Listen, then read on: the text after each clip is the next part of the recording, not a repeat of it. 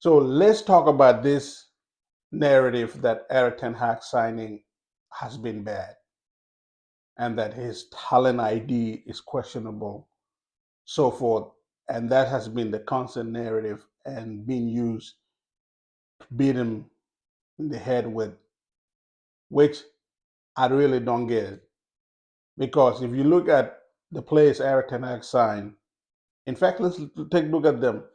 There's been 16 signing during his 2 years period at Manchester United. Four of those people has been goalkeepers. So we just discount all that because only one goalkeeper can play at a time. Onana did not just become a bad goalkeeper overnight. The problem is he constantly playing in front of a back four that change game to game to game. How we expect goalkeeper to perform to the best of his abilities when he's constantly having difficulties knowing who is going to play in front of him from game to game. The other three goalkeepers were backup goalkeepers, so we're not going to count all of that. And then we have, it was about how many? 1, 2, 3, 4, 5, 6, 7. 7 loan players, which to me is like, loan players is like the club didn't have the money and that was the cheapest solution they could find. Those players don't count because he didn't sign. He was a rental players. They're gone. Some of them came and they did the job, but that was it. They come and just did the job. And then let's look at his actual big money signings. So, and break it down, see how. To me, the clear bad signing he has made is Anthony. And people keep saying he spent so much money on Anthony.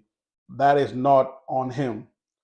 That summer, Manchester United could have bought Anthony for 40 million, but we waited and went and chased Frankie de Jong for the whole summer, and then went and chased Darwin Nunes because that's who he wanted. He needed a forward, so he wanted Darwin Nunes. For some reason, they lost the Darwin Nunes race to Liverpool. So he said I need a forward, and Anthony could be one because the club didn't have any other options because the recruitment in Manchester United is bad. So therefore, the player he recommended with Anthony, and if they had Anthony in the beginning of the window when they lost out to Darwin Nunes deal to Liverpool, they could have got him for 40 million. But no, they waited until the last days of transfer window to get Anthony. And by that time, Ajax had sold so many players, and including Martinez to Manchester United, to where they don't need money anymore. Therefore, if you're going to come get their player, they're going to jack up the price. But Manchester United recruitment department had waited until last minute.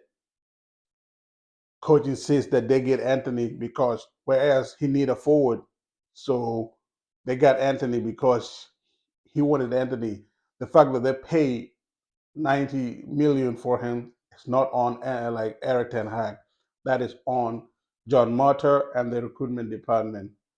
And I don't know why everybody keep putting it on Erik Ten Hag. And that is the only bad signing Erik Ten Hag have because every other signing is too early to judge. The like of Mason Mount.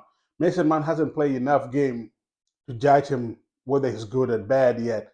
He just had many injuries, and some players overcome injuries, and all of a sudden, Mason Mount turned into Mason Mount. He was at Chelsea, like a 10 goal, 10 assists a season player. So Mason Mount is too early to judge. Another player that is too early to judge is Tyrell Malacia. Malacia, this whole season has been missing from injuries. So we don't even know what he's capable of. But when he did play, when he did fill in last season, he was great. It was amazing. Game against Liverpool, we beat Liverpool 2-1 at home. Tyler Malacia shut down Mo Salah. So Malacia could play. It just we haven't seen enough of him. That's why people are trying to say it's a bad signing. No, we haven't seen enough of him. but the few that we've seen, he has been great.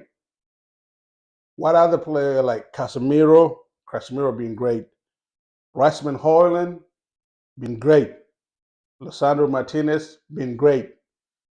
And Eriksen has also been great. So tell me,